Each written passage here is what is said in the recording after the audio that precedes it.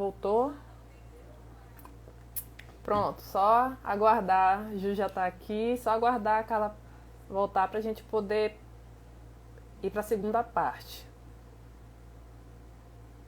A Delvane, Mari. Mari é nossa fonte bibliográfica. Sempre com bons livros, se presenteando. Aguardar só um minutinho, gente. Já já ela entra e aí a gente começa com a segunda parte. Pronto. Vou convidar aqui.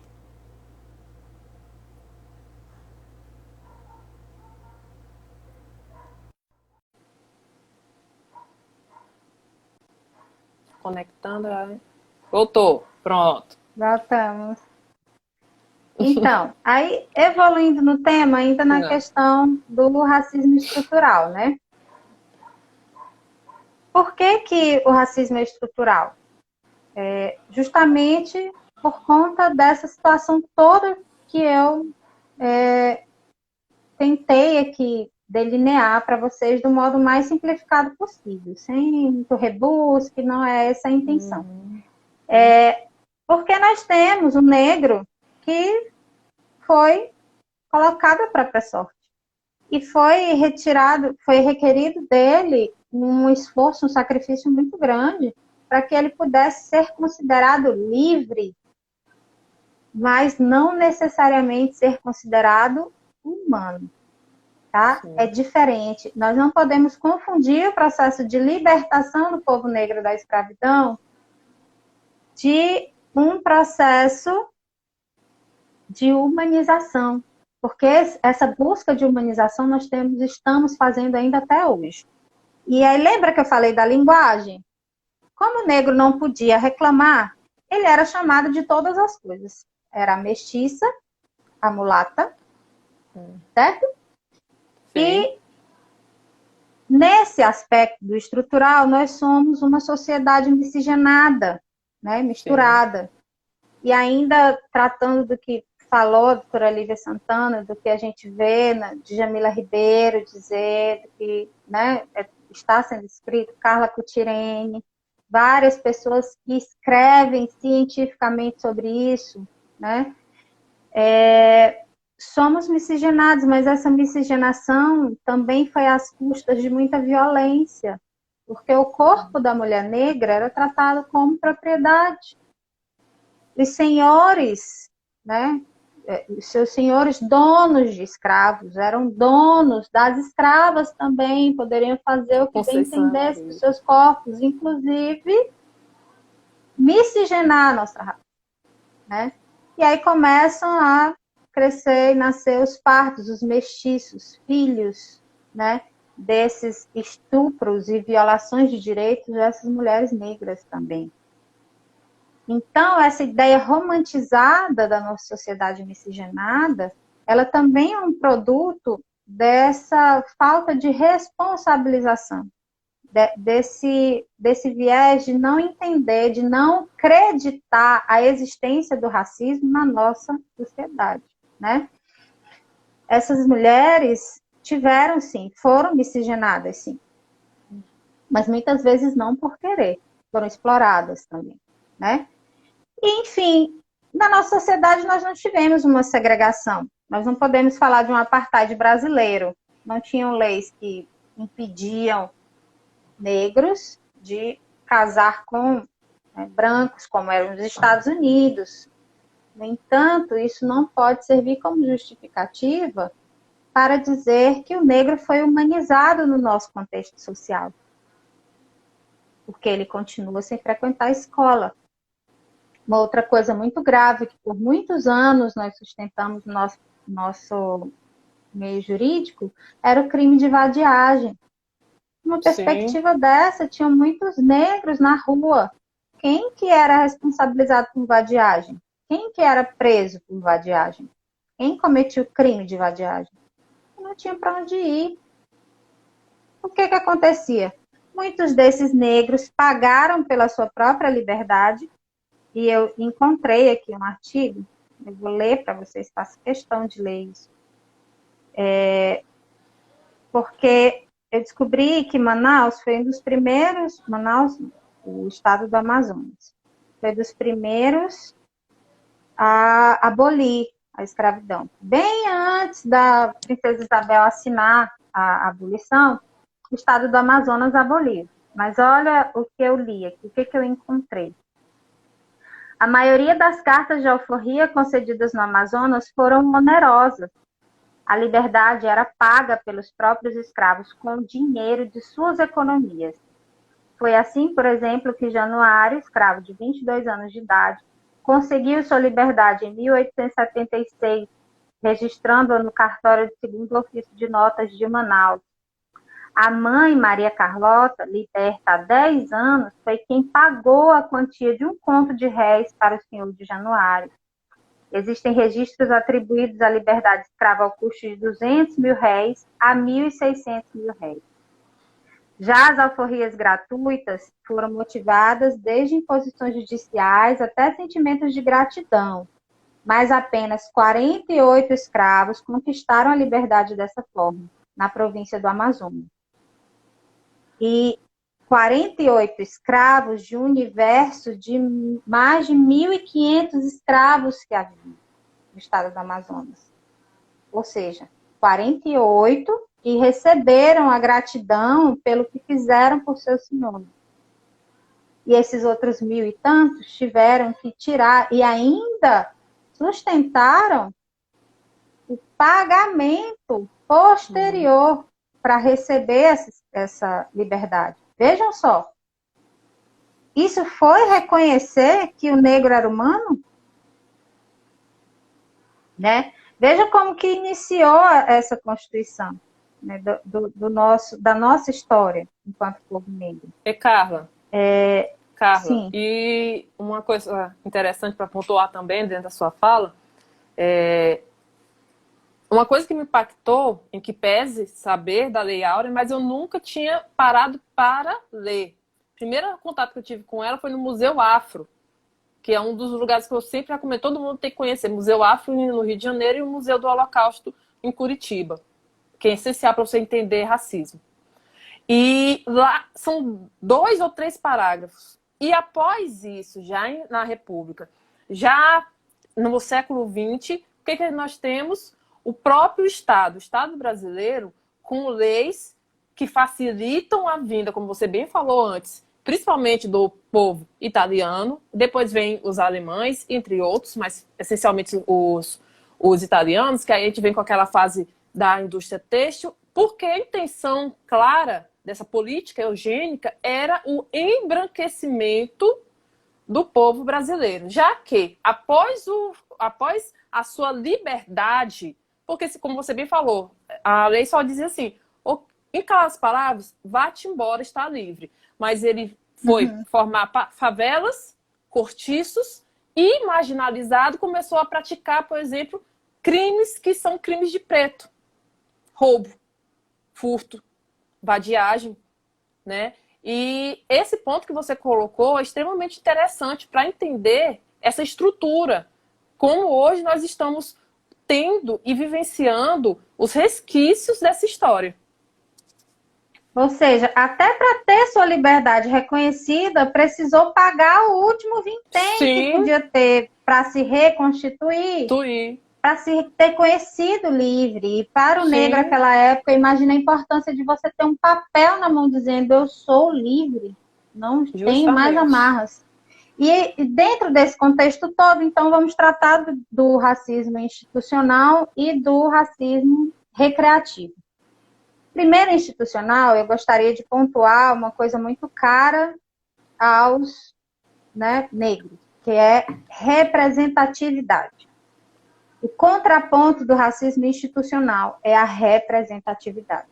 Por muito tempo, os negros foram emudecidos, não tinham representação, não tinham pessoas que falavam a sua língua e contavam a sua história dentro da dinâmica das relações de poder, e assim foi segregado e marginalizado. Então, ele foi invisibilizado e inferiorizado. Eu tenho isso comparado a quê?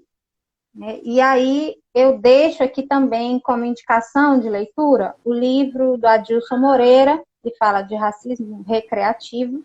Lá ele fala sobre racismo aversivo, racismo simbólico, racismo institucional também. E numa dessas falas dele, ele fala que o Travou? negro...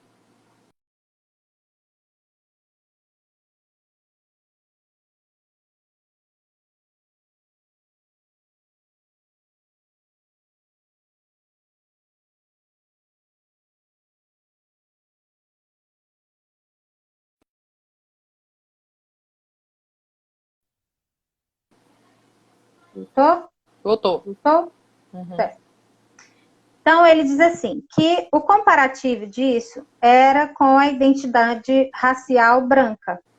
Qual que é a identidade racial do branco? Superioridade cultural. Então, o branco é referência para a criação da cultura, para termos de cultura. Beleza estética. Referência de beleza é a beleza do branco. De alvo, nariz afilado, Sim. olhos claros, né? Cabelos lisos. Integridade moral. O branco detinha o domínio do discurso ético e moral. A moral era ditada por ele.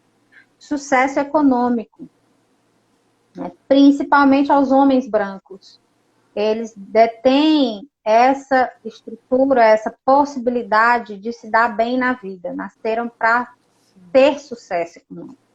E uma sexualidade sadia, porque nós sabemos que um dos estereótipos que são aplicáveis à visão da pessoa negra é de que ele tem uma sexualidade deturpada, né? De que ele não exerce uma sexualidade moralmente aceita. Ele é exagerado. Ou as mulheres são dadas demais, né? E recebem, inclusive receberam muitos dentro desse discurso, dessa linguagem tratada, receberam muitas falas como de mestiça. O que quer dizer uma mestiça? Era a mistura de raças. O que era mestiçagem naquela época? Quando você misturava raças diferentes de cachorro e saía uma raça diferente, uma terceira raça, né? Que era o vira-lata. O que era mulata? Era a mistura do cavalo com a mula. E nascia um terceiro ser inaceitável e impuro. Isso era um mulato. E vejam que nós temos a compreensão de que mulata na nossa sociedade é um elogio. Quando você chama uma mulher de mulata é porque ela é linda. Ah, e Ela é uma uma mulata coisa, linda. quanto à mulata, a mulata também tem uma outra vertente também da origem, que também é válida.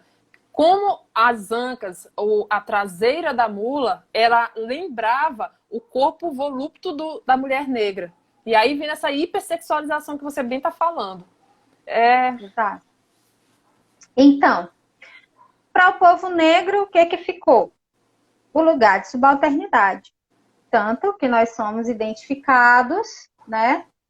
E agora eu separei uns videozinhos aqui bem polêmicos para a gente assistir. Eu espero que rapidinho, que não trave.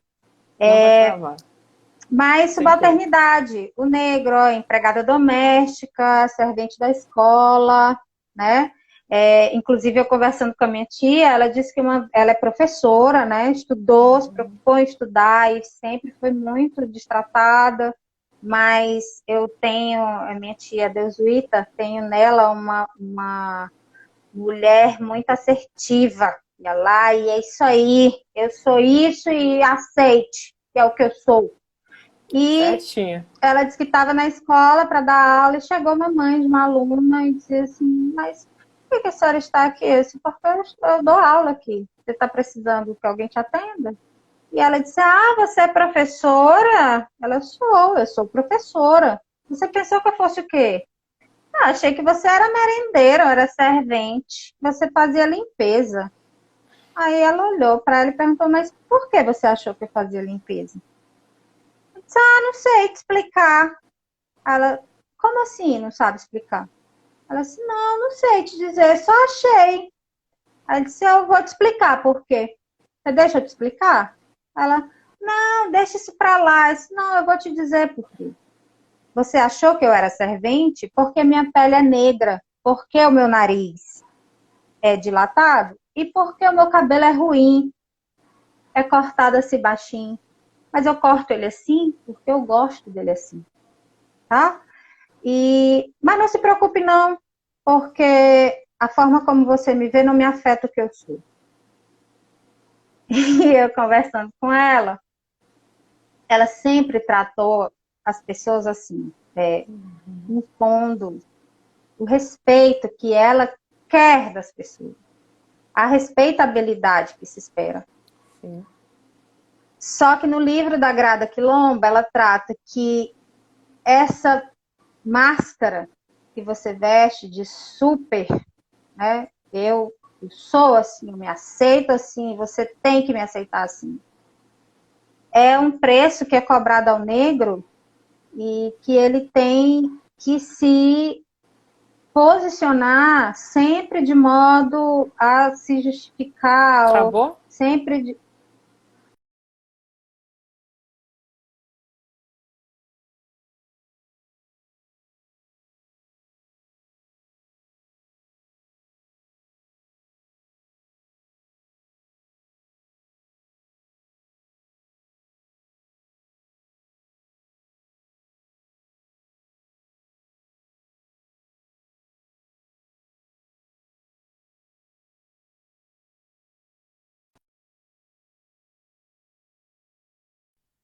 Voltou. Oi, voltou. Voltou. Pronto. E são coisas que acontecem com o negro nos espaços institucionais. E por que isso acontece nos espaços institucionais? Porque existe essa visão de que o negro sempre tem que ocupar um lugar subalterno, né? E como que acontece, então, o racismo institucional? Que diz assim, que o negro ele deixa de ter acesso a oportunidades educacionais ou profissionais. Isso acontece de 4 formas, segundo diz Adilson Moreira lá no livro dele. Primeiro, ele não tem acesso aos serviços de determinada instituição, de dada instituição. Né? Você chega para ser atendido em determinado lugar, no entanto, ou você é mal atendido, ou você não é atendido, ou aquele atendimento ele não é dado do modo como seria dado à pessoa que legitimamente poderia usufruir dele. Né? Isso pode dar como exemplo, por exemplo, em hospitais, vamos dizer assim, os atendimentos de saúde. Um negro que venha buscar um atendimento no hospital particular, ele pode sofrer por esse tipo de coisa, né? Por ser entendido que ele não está no lugar dele, está fora do lugar. A segunda forma é quando os serviços que são oferecidos de modo discriminatório. Você não faz para a pessoa negra da mesma forma que o faria para uma pessoa não negra. Terceiro lugar, quando pessoas não conseguem ter acesso a postos de trabalho nas instituições. E aí, com relação a esse terceiro ponto, agora eu espero que não trave. Eu vou virar a câmera aqui para a gente ver um vídeo. Em que contexto foi feito esse vídeo? Eu vou explicar para vocês. Ele é um teste de imagem que foi aplicado em profissionais que trabalham no setor RH de uma empresa, né, no estado do Paraná, tá?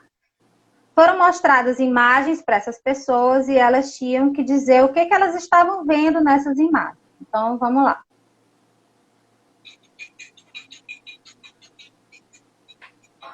Tá dando para ver, Graziela? Sobe só um pouquinho a tua tela, para ver melhor a imagem. Isso, mais um pouco.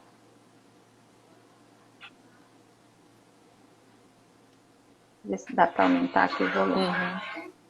Vou mostrar algumas fotos para vocês. Vocês me dissessem o que vocês veem nessa foto. Tá atrasado.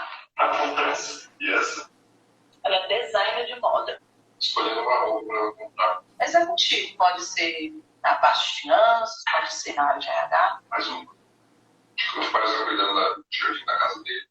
E com certeza ele não tem ficar desempregada da casa, não. Você tá limpando a casa dela, limpando a pia. Eu achei grafiteira, tem jeito de grafiteira. O grafite é uma arte, não é vândalo. É uma vândalo.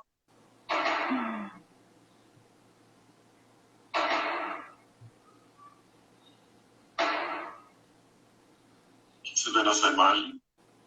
Alguém pichou no muro. Pichou. E a diarista? Limpando a casa? É empregada doméstica. E jardineiro. Bom, ele é um segurança de shopping, uma polícia particular. Vendedora, poderia ser uma costureira. Parece uma pessoa fugitiva. Ladrão. O nome disso é racismo institucional e as consequências são graves.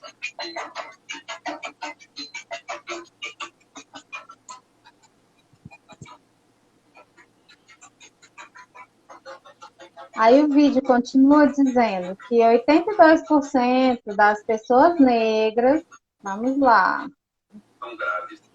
É racismo institucional, e as consequências são graves. 82% dos negros afirmam que a cor da pele influencia na vida profissional, né? Com certeza. Que negros ganham 37% menos que os brancos. Ocupam apenas 18% dos cargos de liderança. São a maioria entre os desempregados. 60% dos desempregados são negros, né? O que isso mostra pra gente? Eu tenho fotos de pessoas brancas e pessoas negras em situações distintas. E vejam bem, quem estava avaliando as imagens eram as pessoas que faziam o recrutamento de novos empregados para as empresas. Veja bem, as pessoas do RH. E aí você vê a pessoa, uma mulher branca limpando uma pia. Ah, ela está limpando a casa dela. Mas a mulher negra limpando uma pia é uma diarista ou uma empregada doméstica. E eu vejo um branco de terno e gravata e eu digo, ele é um executivo, um advogado, é um juiz. E o homem negro de terno é o segurança do shopping. Né? Triste. E eu digo ainda que no nosso país a cor da pele não importa. Será que não importa? Né? Falácia. Quando eu determino o lugar que essas pessoas devem estar, e eu digo no nosso país que nós temos uma democracia racial e que as pessoas têm que chegar no lugar por mérito. Mas quando aquelas pessoas que vão julgar você pelo mérito, vão olhar a sua pele primeiro. É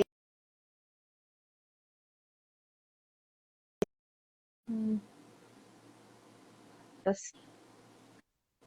Tá vendo, Grazela? Voltou, né? A importância das cotas raciais. A importância das cotas raciais vem equilibrar esse racismo que está estruturado na nossa sociedade. E, gente, quando eu falo em racismo estrutural, ele é praticado por negros contra negros, por negros contra pardos, por pardos contra negros. Porque a branquitude, ela é uma ideologia. Ela não é um fenômeno que só o branco faz, né? Que é exclusivo do branco. Não. E, inclusive, eu tenho vários exemplos disso, né? Então, vamos... vários exemplos disso. Sim. Por exemplo, você conversa com uma pessoa parda, como eu. Tem pessoas pardas que têm constrangimento em se inscrever para cotas. Tem. Várias vezes eu me inscrevi para cota e eu fui questionada. Você não é preta? Por que você vai fazer cota? Você não é preta, você não tem direito. Mas veja, minha ascendência, a forma, o modo como eu fui criado. E quando eu digo isso, não é para me fazer de coitada, de vítima, não. Eu fazia em cota com legitimidade. Claro. Para brigar por um direito que eu considerava meu. Sim. Entendeu? Porque eu via que a minha família era tratada dessa forma. As mulheres da minha família, principalmente. Hoje, a minha mãe veio me dizer que ela foi a vida inteira tratada de cabelo de gruli. Minha mãe tinha raiva do cabelo dela. Tinha que alisar, tinha que escovar. E aí ela me disse assim, eu já deixei de sair para vários lugares, minha filha. Mesmo trabalhando, trabalhava, era respeitada no que eu fazia, à força. Eles tinham que respeitar porque eu fazia, e tudo que eu fazia muito bem. Mas quando eu ia sair, aí, às vezes chegava no trabalho, olhavam para mim e disseram, eita, Mary, arruma mais o cabelo, hein? Do mesmo jeito. Desdenhando. Eita, mas esse cabelo, hein, Maria? Não tem jeito, hein? Faz, mas não adianta. Cabelo ruim, cabelo duro. Cabelo tido como inferior. E aí ela me disse hoje, eu me arrumava, eu pegava a melhor roupa, ia lá e puxava o cabelo aqui, puxava o cabelo ali, até que eu desistia. Já chega, não vou não. Aí desistia de sair, de estar nos lugares por conta disso, né? Quantos de nós não já ouvimos a pergunta, você trabalha aqui? E aí eu relato aqui para vocês uma experiência que eu vivi enquanto promotora de justiça. Promotora de justiça na cidade, dentro de uma loja. Entrei numa loja, estava no cabide, olhando as roupas. E veio uma senhora de dentro do vestuário, olhou para mim e disse, você poderia me servir uma água, por gentileza? Aí eu olhei para ela e disse, senhora, a senhora não está sendo atendida por nenhuma vendedora? Aí ela, sim. Aí eu disse, então, solicite sua água para ela, por favor. Ela disse, mas você não trabalha aqui também? E aí eu respirei. Disse, minha senhora, a senhora me perdoe, mas eu não trabalho aqui não, eu sou cliente tanto quanto você. Então, fale com a vendedora que está atendendo você, que eu tenho certeza que ela vai lhe servir uma água. E assim, essas situações que evidenciam que o negro não está no espaço de igualdade. Com certeza. Não está no espaço de igualdade. E não é por questão social, não é falta de dinheiro, não é a questão econômica que faz com que isso seja assim. Na verdade, a questão social só termina de acabar com o cenário que já não é favorável, né? Sim. E num quarto ponto, como eu disse, eu falei 3 dos pontos, num quarto ponto, o racismo institucional, ele ocorre quando as chances de ascensão dentro das instituições são diminuídas por conta da raça. Você tem menor possibilidade de ascender a um cargo de liderança, de chefia, de CEO, de diretor, de departamento, porque você primeiramente é julgado pela cor da pele, né? E muito creditado a essa questão de você ser inferior, de o seu cérebro não raciocinar da mesma forma, né? Sim. Então, desse modo, hoje, por exemplo, eu vi um vídeo nesse livro do Adilson Moreira, ele fala disso. Por exemplo, no futebol. O negro é unânime no futebol, né? Tem muitos negros no futebol. Isso não quer dizer que o meio futebolístico também não seja racista. Hoje eu assisti um vídeo do Edilson Capetinha, que é o famoso jogador do Corinthians, acredito na época. Inclusive esse vídeo ainda está aberto aqui. E aí ele fala assim, mostra o vídeo do Jair. Me corrijam os futebolistas se eu falei o nome errado. E ele fala, tá vendo aí?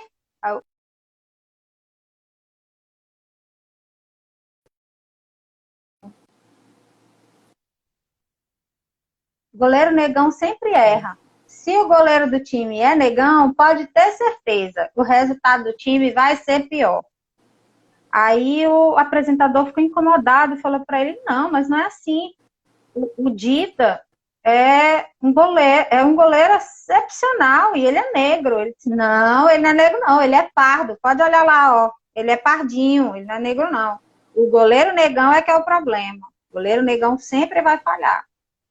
Por quê? Por conta da noção de inferioridade. E isso sendo dito por um jogador negro. Negro. Ele é um jogador negro, né? Sendo um discurso social repercutido, né? Porque está na linguagem, está no estereótipo, na nossa vivência, né? Então, nem no futebol, onde os negros normalmente são aclamados como sendo bons, os melhores, existe a respeitabilidade tão desejada, né? Tão almejada. E então, nesse livro, ele vai tratando que o racismo, por conta dessa alteração da escravidão, acabou, então era preciso que se mantivesse a dominância, mas o racismo não podia mais ser escrachado da forma que era. Então, ele foi criando outros vieses. E por que isso é naturalizado? Por culpa desses estereótipos. Nós precisamos desconstruir estereótipos baseados na cor da pele. Esse é um dos principais desafios para aquele que se denomina antirracista, independente da cor que você tem. Esses estereótipos precisam ser desconstruídos. E eles foram massificados e tratados de modo natural por muito tempo, na TV, nas notícias, né, em todos os lugares, de modo que as pessoas percebem, e o próprio negro acredita que aquilo que está sendo dito é realmente correto. Por que eu digo isso para vocês? Ainda nessa troca de experiência na minha família, eu ouvi, tanto da minha mãe quanto da minha tia, que meu avô dizia assim, eu sou negro, eu não fui na escola e eu não morri. Negro não tem que ir para a escola, porque a escola não é lugar de negro, não é lugar de preto. Pobre não tem que ir para a escola, tem que trabalhar. Entendeu? Isso é repercutido de modo que você passa a acreditar. E o que nós precisamos fazer para mudar? Desconstruir esses estereótipos, né? Carla. Dentro... Não, finaliza que eu tenho um questionamento quanto a essa tua fala. Por favor, desculpa. Tá. Finaliza. Aí eu quero trazer aqui um vídeo de uma novela, né? A novela faz parte do nosso imaginário brasileiro e está em todos os lares e repercute essas questões. E a atriz Érica Januza vive uma empregada doméstica vinda do Quilombo que trabalhou na casa de um juiz. Durante essas dinâmicas, ela diz para a mulher do juiz que ela tinha o sonho de também se formar, ser advogada, seguir carreira. E ela dizia para ela que aquilo não era lugar para ela. Por que ela sonhava alto daquela forma? Precisava sonhar daquele jeito. Ela se envolve com o filho do juiz, o relacionamento é lógico, escrachado, descartado, e ela vai embora. Quando ela volta, em uma segunda fase da personagem da novela, ela volta como juíza. Ela é uma juíza misteriosa que esse mesmo juiz, onde ela trabalhou na casa como empregada doméstica, convidou-a para jantar. Só que ninguém sabia que se tratava da mesma pessoa, né? E aí eu vou fazer aqui o vídeo do momento em que ela chega na casa do juiz, tá? Tá ótimo.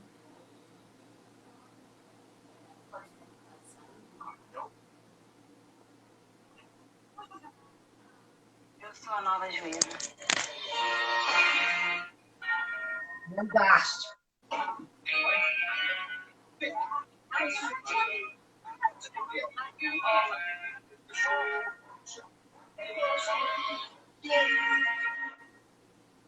Parabéns, Raquel. Fico muito feliz que tenha se tornado juíza. Sempre soube, tive certeza que era muito inteligente e talentosa. Agradeço as palavras, mas como vai? Casei. Essa é minha esposa, Tônia. Muito prazer. Tranquilo. Parabéns. Tem filho? Ainda não. Mas está nos nossos planos.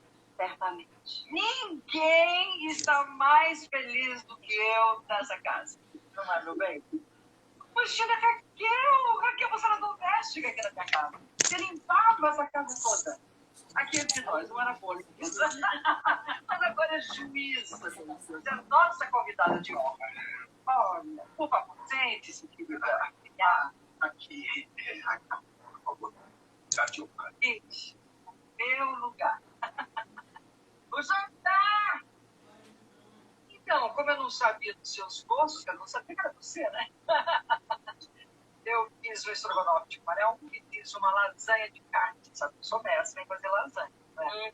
Ela comeu muita lasanha aqui em casa, muito resto de lasanha quando ela doméstica aqui, não é? mãe, Não, é o jeito de falar, não. Eu tô dizendo que ela comia lasanha que a gente comia, não fazia distinção, era a mesma comida, não é? Quando nós nos falamos por telefone, você me deu o seu...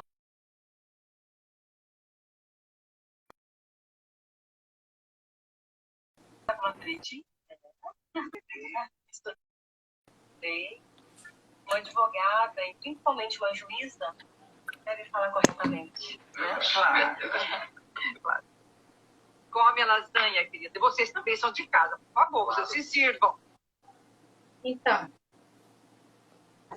como o vídeo é longo, eu pausei para não ficar chato, né? Mas esse vídeo é cheio de estereótipos, né? E aí fala, comeu muito resto de lasanha quando trabalhava aqui em casa como empregada doméstica. Aí, outra, como está falando direitinho. Nossa, como você está falando bem. Por quê? Porque, como juíza, eu preciso falar bem. E aí, no decorrer da cena, ela vai falar do quilombo, enfim, é uma cena bem impactante, em que ela se posiciona com classe, né? Porque é esperado do negro que ele não reaja, né, a esse tipo de provocação. E aí, Negro quando domesticado. reage, é como diz no livro da Grada Quilomba, você é tido como agressivo, você é tido como arrogante, né? Como alguém que não tem controle emocional. Sim. Mas é porque são questões que te trazem dor, né? Que te trazem essa perspectiva de trauma e vão sendo guardadas. E dentro do meio jurídico, né? De que modo que ocorre esse racismo institucional? Nós ainda somos poucos exercendo cargos de poder, né? Exercendo cargos de autoridade. Eu não tenho, na minha experiência institucional, não tenho nenhum tipo de relato para tratar, sempre tratada com maior respeitabilidade. O prestígio que o cargo traz também é muito grande. Eu costumo e me policio para utilizá-lo de modo a trazer esse ideal de representatividade aonde eu vou. De modo que há muito tempo eu já não aliso mais o meu cabelo, em evento nenhum, por mais importante que ele seja. Na minha posse, inclusive, eu fiz questão de tomar posse com o cabelo natural, sem artifícios, sem penteado, cabelo solto, porque eu queria trazer essa origem, essa raiz para esse lugar. E chegar ali e falar sobre isso, para mim, é de extrema importância por conta dessa conotação, dessa respeitabilidade, dessa representatividade que as crianças e adolescentes que hoje enxergam, até mesmo as mulheres e homens que são negros, autodeclarados negros, precisam para entender que é possível chegar onde se quer, que é possível estar onde se quer. Eu sou filha de quebradeira de coco, de um povoado pobre no Maranhão. E minha mãe me disse, se você precisa chegar lá, representar, você precisa mostrar que essas injustiças contra que esse preconceito, ele não pode existir, né? E eu tenho isso enraizado, de trazer para a instituição, para o exercício do meu cargo enquanto promotora de justiça, essa visão de que é necessário que o negro se empodere do conhecimento, da inteligência, da beleza que tem, ainda que o nariz seja característico negroide, ainda que seu cabelo tenha a textura de um cabelo crespo, afro, ele pode estar lá e representa sem qualquer pecha de inferiorização. Eu não me sinto inferiorizada e sou respeitada por que faço, onde chego e demonstro essa ética e essa respeitabilidade. E aí a gente passa para o racismo recreativo. Carla, que é racismo rapidinho antes de você passar para o recreativo, para não passar, para continuar pertinente o questionamento que eu vou fazer. De que forma que nós, agentes que estamos discutindo sobre o tema, no caso que está em pauta agora, o racismo, nós podemos de forma efetiva atuar? Por quê? Quando eu falo de racismo, óbvio que eu estou dirigindo a minha fala para aqueles que têm a identidade indígena ou negra. Estamos observando esse contexto brasileiro. Mas é fundamental que a minha fala seja dirigida àquele que não está na pele de vítima, aquele que não é a vítima, ou seja, aquele não preto, aquele branco, que pratica de forma reiterada racismo. E outra coisa é que, dentro do serviço público brasileiro, seja os servidores, sejam cargos de chefia, como você muito bem falou, se você adentra como em cargo de chefia ou como servidor, você olha para os lados e você se sente um ninguém. Um ninguém em questão de estar alheio àquele meio, porque você não vê sujeitos com quem você se identifique. Então, como dentro desse, a gente, voltando para a nossa vivência do serviço público, você como um agente político, como membro do Ministério Público, qual seria um dos olhares, porque é um debate, né, extremamente longo, nunca se tem uma solução única para algo, isso é uma falácia, é um mito, e como que eu poderia dirigir, como eu poderia atentar não só a vítima, mas também aquele que pratica o racismo. Sim. É muito por isso que eu ia passar para o racismo recreativo. Porque no âmbito do racismo recreativo, a gente vai tratar mais de situações individuais que foram trazidas de alguma forma, tratadas como a questão da injúria racial, e que não foram consideradas como injúria racial. Eu vou trazer os motivos por que não foram consideradas. E também tratar da questão da condenação, no caso Simone Diniz. Mas existe um ponto que eu não falei do racismo institucional, que é muito importante também, que é o que a Grada Quilomba fala. Por que das cotas raciais nas universidades? Eu vou falar rapidinho. Ela diz o seguinte: a ciência, hoje, como ela é feita, ela é debatida, ela é tratada dentro de um discurso de dominância. Por isso que ela fala da linguagem. O negro precisa produzir conhecimento. Sim. Falar de si, de suas dores, falar de suas experiências, falar cientificamente sobre isso. Dentro da história, dentro da sociologia, fazer com que esses fenômenos sociais saiam do anonimato e venham emergir dentro da academia, dentro da cátedra, como uma posição de importância. E é isso que muitos negros têm feito. Silvio de Almeida, Djamila Ribeiro, Adilson Moreira, Carla Cotirene, Rodney Williams, tantos outros. O que fez Martin Luther King, o que fez Nelson Mandela, todos eles com formação acadêmica, romperam a estrutura de um discurso acadêmico feito para tratar de líderes brancos, heróis brancos. Por muito tempo, os heróis e heroínas africanos foram tratados como rebeldes, como tiranos, como pessoas que não mereciam ser ouvidas. E a Grada Quilomba traz esse aspecto. A academia precisa produzir linguagem, conhecimento a partir da perspectiva negra, para que você consiga se sentir representado também nas escritas. da feita que você começa a escrever, a sair do imaginário, a sair da fala, e começa a deixar marcado aquilo que é experiência, aquilo que é conhecimento, você começa sim a romper, porque você começa a ter referência. Aquele calado e emudecido deixa de ser calado e ganha fala dentro de espaços de construção de conhecimento. Por isso a importância das cotas raciais.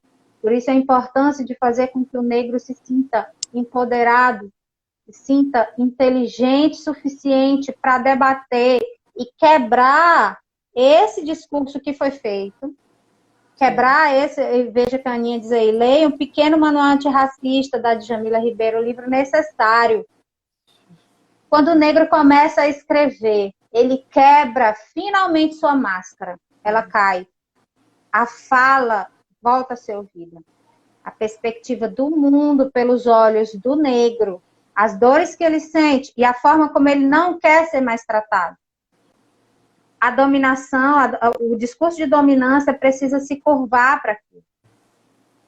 E o resgate dessa humanização do preto vem através da ciência, né? E a Grada Quilomba, como precursora disso, ela fala, por muitas vezes ela foi questionada dentro da academia. Ela baseou seus estudos na Alemanha, ela mora na Alemanha. Pense um negro vivendo na Alemanha, em que reconhecidamente o alemão é aquele branco dos olhos, né, verdes.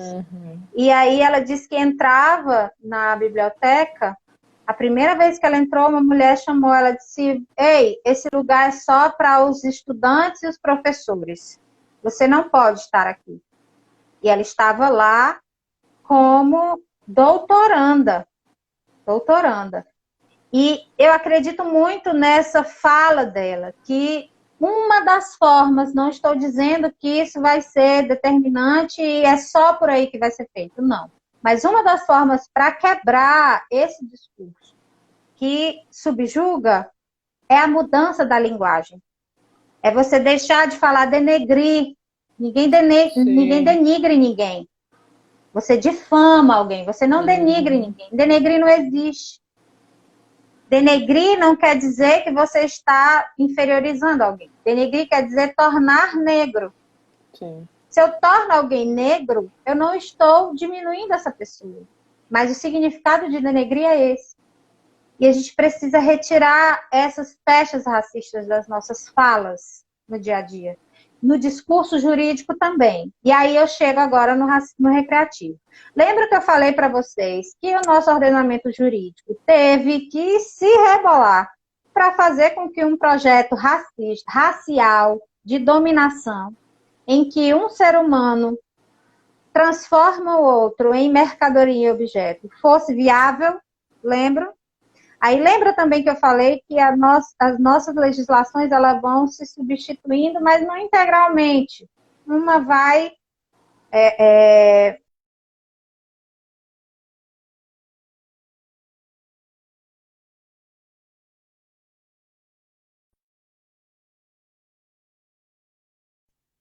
Ai, gente, internet. Voltou. 15 minutos. Certo. E aí eu Carla? chego no racismo recreativo. Minutos. Certo, no racismo recreativo. O racismo recreativo foi uma forma de fazer com que o discurso da diferença de raça continuasse a ser propagado para que o branco pudesse ganhar uma projeção e continuar no seu status de dominância social e o negro continuasse sendo inferiorizado. E aí eu começo com as piadas racistas. Tem piadas racistas e eu consigo fazer com que a minha aversão à raça diferente, né, ela seja materializada de um modo discursivo, recreativo, eu vou me divertir, todos ao meu redor vão rir, mas necessariamente eu não fui racista, né? Sim. E isso está também impregnado no meio jurídico. E eu digo isso aqui com toda a propriedade. Por quê? Porque os nossos tribunais vêm desconsiderando condenações por injúria racial, dizendo que a intenção daquela piada racista não era de ofender. Já... E aí eu digo, e na perspectiva da vítima? Como fica a perspectiva da vítima que sofre uma piada racista e todos os dias precisa baixar sua cabeça para aquilo que está acontecendo dentro do seu contexto, né? O Adilson Moreira diz que a piada racista ela tem um fundamento numa política cultural racial que faz com que você consiga degradar moralmente uma raça, né? Sem que você seja declaradamente racista. Pense bem, é um discurso muito elaborado para você chegar num consenso desse, em um ordenamento jurídico que diz que o racismo é imprescritível, é um crime que deve ser considerado imprescritível, né? E em que momento nós estamos combatendo esse racismo nos tribunais? E agora eu falo do caso Simone Diniz, em que nós fomos condenados em uma corte internacional. Por quê? Eu vou contar um pouquinho aqui da história de Simone Diniz para vocês. Não vou me alargar muito, porque isso é tema de outra live. Ela era uma empregada doméstica, estava lendo os classificados, e lá nos classificados dizia que havia uma vaga de empregada doméstica, no entanto, não aceitava pessoas negras. Ela pegou esse classificado, foi no escritório e disse: eu quero processar essa pessoa porque isso é racismo. Eu sou mulher, sou negra, estou perfeitamente em ordem e posso trabalhar. Quero essa vaga, preciso da vaga. E estou sendo discriminada porque eu sou negra. O que aconteceu? Levaram para a delegacia, o delegado abriu inquérito e encaminhou para o Ministério Público. Chegando no Ministério Público, foi pedido o arquivamento e o juiz arquivou. Por quê? Porque ela dizia que a pessoa não fez aquele classificado com a intenção de ser racista. Então, qual que é a intenção? Se você tem uma vaga de trabalho e restringe ela a pessoas negras. Não conformada, Simone Diniz, junto com o Movimento Negro e vários outros advogados, processaram, né, levaram o Brasil para a Corte Internacional. Por que eu estou trazendo esse julgado aqui? Porque um dos pontos de condenação lá, na Corte Interamericana, foi reconhecido que o direito brasileiro não reconhece o racismo como uma dinâmica racial, como uma dinâmica social. E se não reconhece, essas pessoas que sofrem racismo cotidianamente não estão sendo protegidas de modo adequado, né? E lá eles dizem o quê? Você precisa, Brasil, educar os seus juristas. Sim. As pessoas que trabalham no sistema de justiça precisam aprender, ler, entender o que é o racismo. Precisam se capacitar para entender em que momento que o racismo está sendo, sim, executado, para que ele possa, sim, ser punido adequadamente, de acordo com o que a Constituição Federal determina, né? Isso foi uma condenação feita na Corte Internacional. Tivemos reflexos? Muito poucos. No CNMP, existe uma recomendação de que os ministérios públicos adotem políticas de agregação, adotem capacitação, adotem políticas de inclusão do negro nos seus quadros, né, no caso. Outra coisa que foi determinada, que fossem criadas promotorias especializadas na defesa da igualdade racial, tá? Alguns ministérios públicos implementaram isso já. Foi condenado pela Corte Interamericana de Direito. Ou seja, isso foi reconhecido internacionalmente. E, segundo meu amigo Timóteo diz, e vai trazer por A mais B, existem outras condenações, essa não é a única, né? E aí eu trouxe aqui uma série de fatos que eu queria compartilhar com vocês, de como que isso acontece no nosso sistema jurídico, para que nós pudéssemos refletir, e eu deixo esse desafio aqui a nível institucional, tá?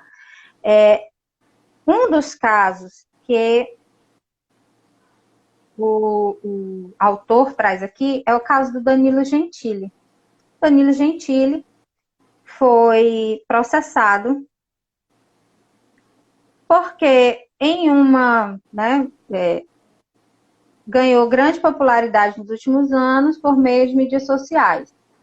Um dos seguidores do Danilo Gentili, homem negro, criticou os comentários que considerou racista. Estava criticando os comentários que o Danilo Gentili fez, que ele considerava que era racista. Esse tipo de humor não é aceitável. Eu não aceito, você não pode tratar a raça negra dessa forma. E aí, como resposta, ele pergunta, quantas bananas você quer para você esquecer essa história? Na conversa. Sim, né? Genial ele. Muito não racista. Quantas bananas você quer para esquecer essa conversa? E aí, o seguidor, lógico, deu print, levou para o tribunal. Mas aí, o que aconteceu? O magistrado que julgou o caso afirmou que as palavras do humorista não caracterizam esse crime pela ausência de intenção de ofender. Ele não tinha intenção de ofender. O que ele queria era só fazer uma piada racista. Na verdade, o que ele queria era fazer uma piada. Queria fazer humor. E por conta de ele querer fazer humor, ele não queria ofender. Então, aquilo não poderia ser interpretado como um dolo de ofender. E eu deixo aqui também o seguinte raciocínio. Como o racismo é um discurso que não é considerado, né? Nós vivemos uma democracia de cordialidade racial, nós convivemos e nos respeitamos, apesar desses fatos, ele também não é considerado na dinâmica das relações processuais, das relações jurídicas, né? E aí o que acontece? Como ele não é considerado assim, muitos casos de injustiça são perpetuados dentro do nosso sistema. E eu trago aqui algo que me incomoda muito, que é um dos meus pontos de inconformidade, até como feminista negra, eu falo isso, que são os casos de Maria da Penha. O que acontece? As injúrias, em geral, você consegue, a injúria simples, tá? Não estou falando da racial, a simples. Ela vai para o juizado, é feita uma audiência, você faz uma transação penal e consegue, às vezes, fazer alguma responsabilização da pessoa que cometeu o crime. No sistema da Maria da Penha, não há juizado especial criminal. Tudo acontece no âmbito do inquérito policial.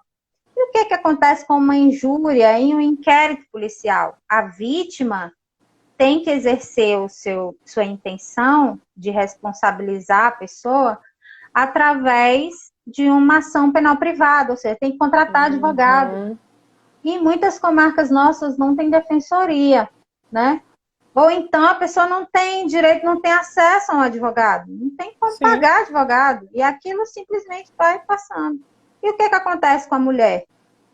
A mulher, principalmente negra, porque pelo anuário de segurança pública que nós temos, 62% das mulheres negras, né, que são as maiores vítimas de violência doméstica, elas sofrem esse racismo cotidiano. Porque, como eu disse aqui para vocês, o que o racismo traz em relação ao corpo negro? A noção de propriedade. E essas mulheres negras que vivem em relacionamentos violentos, que sofrem violência psicológica, financeira, física, às vezes o cara não bate, mas ele humilha todo dia.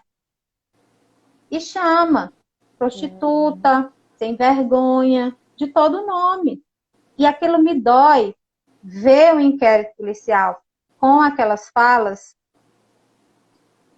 que o Ministério Público precisa se manifestar, porque se não for uma injúria racial, e no nosso ordenamento não tem injúria de gênero qualificada, aquela denúncia vai decair. e a responsabilização por aquela violência psicológica.